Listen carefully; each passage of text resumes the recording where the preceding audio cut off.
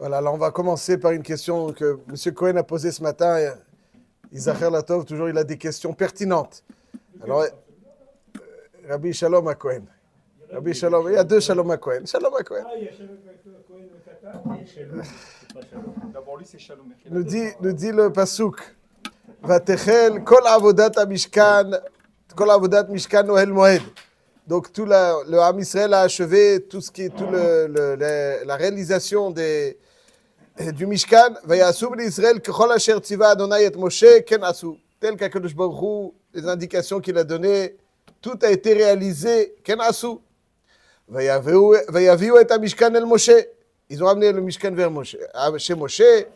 Et là, on spécifie et Ohel, vet kol kelav, kerasav, kerashav, berihav, amudav, adanav, etc., etc. On cite, on spécifie tout ce qu'ils ont amené. Vayar Moshe, kechol asher tziva Adonai et Moshe, ken asu b'nei Israël et kol ha'avoda. Vayar Moshe et kol ha'melacha, והנה עשו אותה כאשר ציווה אדוני כן עשו, ויברך אותם משה. C'était déjà marqué que tout le monde, ils ont fait exactement ce que ouais, c'est marqué. Pourquoi ils l'ont amené Moshe? On aurait dû marquer, Vayaviu et kol el Moshe, ויברך אותם משה. וירא משה, והנה עשו אותה כאשר ציווה אדוני כן עשו, ויברך אותם משה. Qu'est-ce que ça vient nous ajouter? Alors, je vous propose, c'est une sheila qu'il faut. Alors, je propose une explication à partir d'un Midrash Tanhuma. Le Midrash Tanhuma, il fait un parallèle, au début de Parashat Pekudei, il fait un parallèle entre la création du monde et la réalisation du Mishkan. Dans les Sodot, il y a un parallèle entre les Olamot et le Mishkan. Donc il y a une similitude entre la création du monde et le Mishkan. Bon, je prends une phrase. Bashevi'i vayichulu hashamayim va'aretz, uva Mishkan ktiv vatechel kol avodat. Vayichulu. ותחל כל עבודת. אלא שסולין, בבריאת העולם כתיב, ויברך אלוקים. ובמשכן כתיב, ויברך אותם משה. Donc, ici, le Midrash Tanchuma nous fait un parallèle entre וירא אלוקים את כל אשר עשה, והנה טוב מאוד. וירא אלוקים את כל אשר עשה, והנה טוב מאוד. Et Moshe Rabbeinu, qui lorsque on a amené tout cela, chez lui, est marqué, ויביאו המשכן אל משה, וירא משה את כל אשר עשה, והנה עשו אותה כאשר ציווה השם כן עשו, ויברך אותם משה. Donc il y a un parallèle, וירא אלוקים את כל אשר עשה, והנה טוב מאוד, וירא משה את כל המלאכה, והנה עשו אותה כאשר ציווה השם כן עשו. Donc il y a un parallèle. Quel est le sens de ce parallèle? Alors, toute la construction du Mishkan, il y a un parallèle avec la construction des choses les plus profondes. Mais où est le parallèle entre Hachem qui observe ce qu'il vient de faire, Vénétov Meod, et Moshe qui observe? Qu'est-ce qu'on peut goûter un petit peu à cela? Il y a un grand admour qui s'appelait, dans l'avant-guerre, qui vivait à Radomsk, en Pologne, qui s'appelle le Tiferet Shlomo, Rabbi Shlomo Mirodomsk. Il a écrit un livre très célèbre de Chassidut qui s'appelle Tiferet Shlomo. Et là, dans cette paracha de Pekudei, il a tout un développement. Je prends juste un morceau de son développement très intéressant. Il dit comme ça. Quand on dit qu'Akadosh Baruch Hu, il observe ce qu'il vient de créer, Ve'ine tov meod. On a l'impression, a priori, que Hachem observe, il s'avère, oui, effectivement, tout est bien, il n'y a pas eu de raté. Comme les Havdil, un artisan qui vient de réaliser une œuvre splendide, et pour être sûr qu'il n'y a pas eu de... Un ingénieur. Voilà, un ingénieur, voilà, vous prenez un exemple plus... Donc, il révise les plans pour voir si tout a été conforme au plan, si tout est... Et il s'avère que tout est bon. Ça, on peut dire chez un Bassar Vadam. Il a besoin de voir peut-être qu'il y a une incompatibilité entre les plans et la réalisation. Entre l'artiste qui voulait faire quelque chose, est-ce qu'effectivement ça correspond à ce qu'il voulait faire? Mais quand il a besoin de dire Vayar Elokim et kol asher asa, ve'ine tov meod. Il observe, ve'ine tov meod. C'est pas... Il dit le Tiferet Shlomo de Radomsk que le Pshat Vayar Elokim et kol asher asa ve'ine tov meod, c'est pas qu'il s'avère que c'est tov meod, c'est que Hachem, en observant avec un regard positif ce qu'il vient de faire, il le transforme en tov meod. Ça veut dire qu'à Kadosh Baruch Hu, ce jour-là, donc c'est la dernière chose, la dernière description avant Shabbat, Donc la dernière chose qui a été la description, c'est Akadosh Baruch Hu qui observe et qui par un regard positif qu'il pose sur la création, c'est là où il la transforme Tov Meod.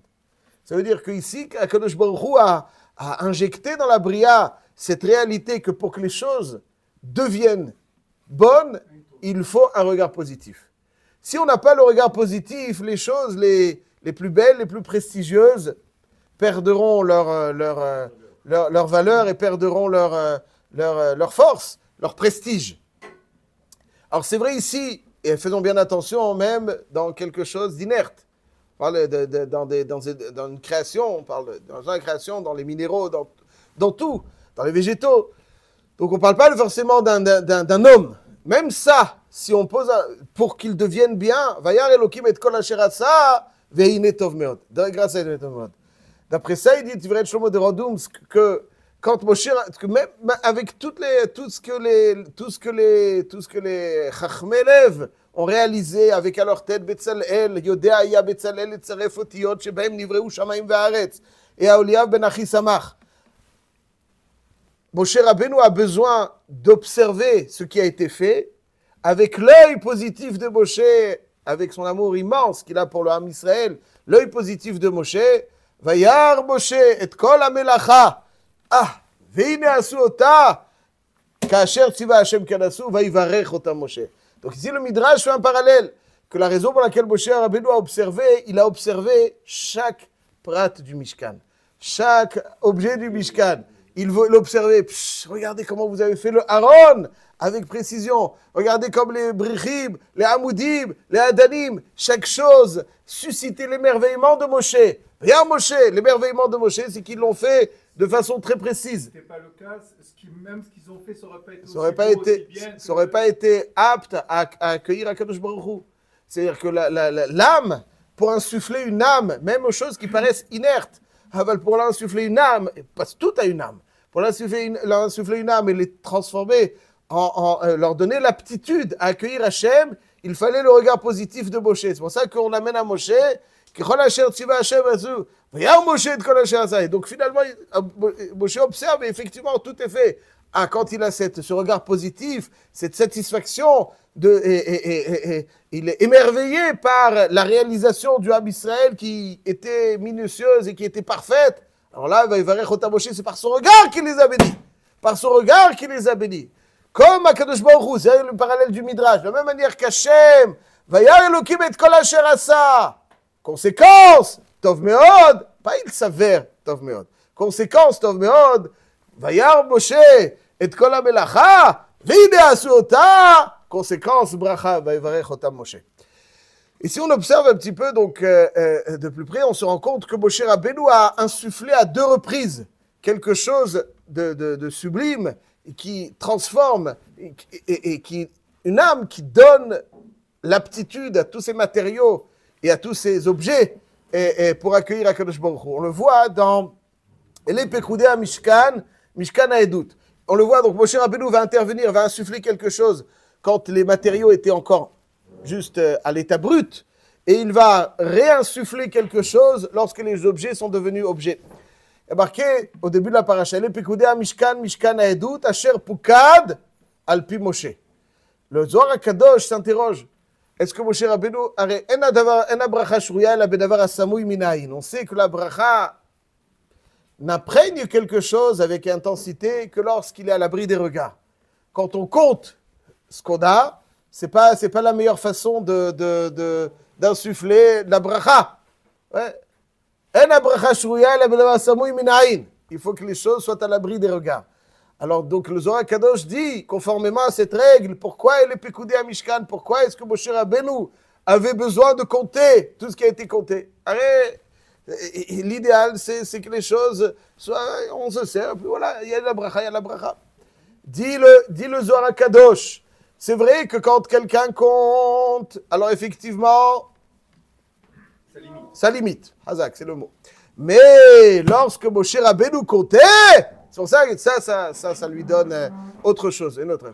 Et les Pekudei Mishkan, Mishkan Haedut, Asher Pukad Alpi Moshe. parce que c'est Moshe Rabbeinu. Alors, quelle est la différence? Ça veut dire, si quand quelqu'un d'ordinaire, entre guillemets, compte, alors effectivement, il y a moins de bracha. Mais lorsque c'est Moshe Rabbeinu qui compte, Asher Pukad al pi Moshe, ça insuffle une bracha gigantesque. Alors, Ma'inyan. Dire Reb Levi Yitzhak de Berditchov, quand quelqu'un il compte, il a bien souvent le sentiment de posséder. 10, 20, 50, 100, 200, aval il possède. Je possède. Ah, tu possèdes.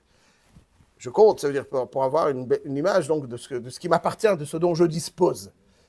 Plus ou moins, mais en tout cas, ce dont je dispose. Tout objet, finalement, tire sa bracha de sa source. Et lorsque tu as le sentiment de possession, tu fragilises le lien qu'il y a entre l'objet et sa source. Donc, il y a moins, etc. Mais lorsque tu comptes pour Hachem, c'est pour Hachem. Je compte pour savoir ce dont Hachem dispose. Ce que je dois donner à Hachem, je dois donner Maaser, je compte. Pourquoi je compte? Pourtant, ce que je dois donner à Hachem, ce qui doit revenir au Kohanim, ce qui doit revenir au Lévi'im, aujourd'hui, ce qui doit revenir à la Torah, je compte pour savoir ce que... Là, tu comptes pour ça, tu intensifies le lien qu'il y a entre l'objet et Hachem, et tu l'imprègnes encore plus de bracha. Et les Pekudea Mishkan Haedut, Asher Pukad al pi Moshe, comme ça il dit le Reb Levi Yitzhak de Berditchov. C'est ça le pshat dans le Zohar. Donc on observe Moshe Rabbeinu qui a insufflé à 2 reprises de la force dans les objets du Mishkan, quand ils étaient encore à l'état brut, il va les compter. Voilà ce qui est destiné à Hachem. Le Mishkan ne va pas être pour nous, pour notre prestige. Voilà, c'est pour Hachem. Pour Hachem. Ah, c'est pour Hachem, Asvadaï qu'il insuffle une bracha splendide. Et lorsque les ils ont amené vers Moshe, on les cite, on les met en détail. Pourquoi Moshe Rabbeinu observe ça, on observe ça, il observe ça, il observe ça. Et tout ça, il observe avec émerveillement. Ah, Vayar Moshe et Kol Hamlacha. Voilà, elle est faite exactement. Kol Moshe. Vayvarech otam Moshe par son regard. Alors, ce qu'on peut retenir, d'abord, c'est l'importance du regard. Je dis toujours, on a l'impression qu'il n'y a rien de plus passif qu'un regard. Mais en réalité, avec la petite expérience que j'ai, et vous êtes bien plus... Comment est-ce qu'on peut savoir ce que quelqu'un pense vraiment, ce qu'il est vraiment, ce qu'il pense vraiment?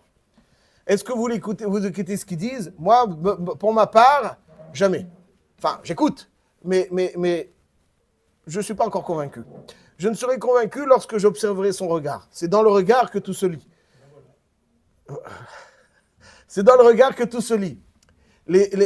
Quand vous avez un regard, les yeux sont les fenêtres de l'âme. Et c'est à travers les yeux que... Même quand quelqu'un me sourit, je n'observe pas sa bouche. On sourit avec la bouche? Non, on sourit avec les yeux.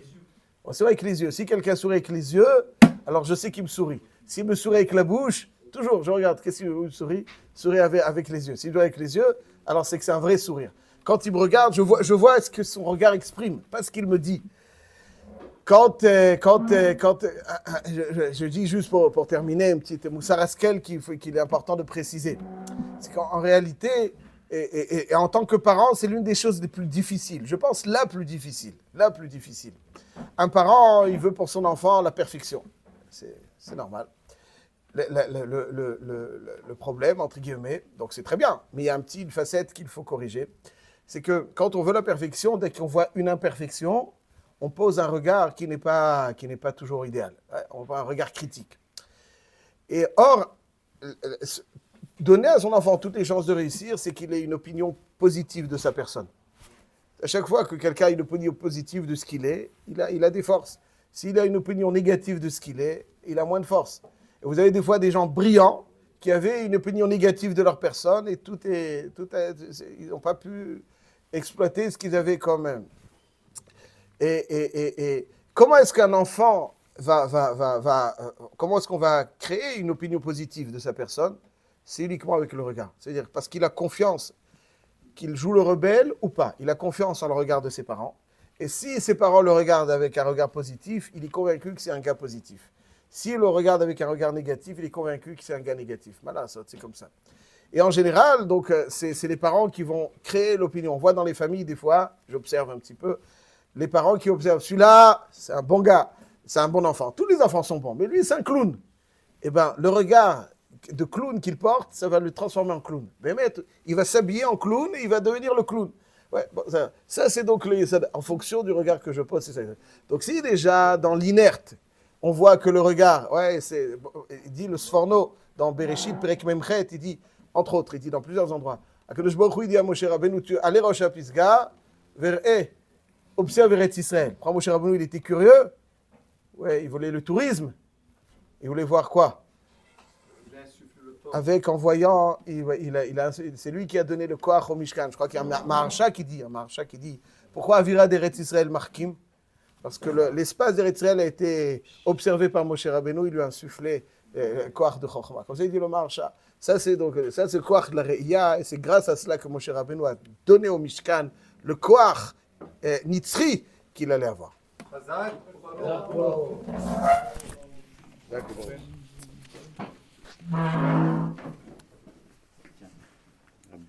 D'accord. Merci beaucoup. Albert. J'ai vu les miennes. Je suis pas angoissé avec toi, jamais, toi, tu es un amour. Non, non. Ça va, Ça va, Baruch Hashem. Quoi? Quelle heure? Alors, c'est avant, ouais. Quelle heure ils sont rentrés?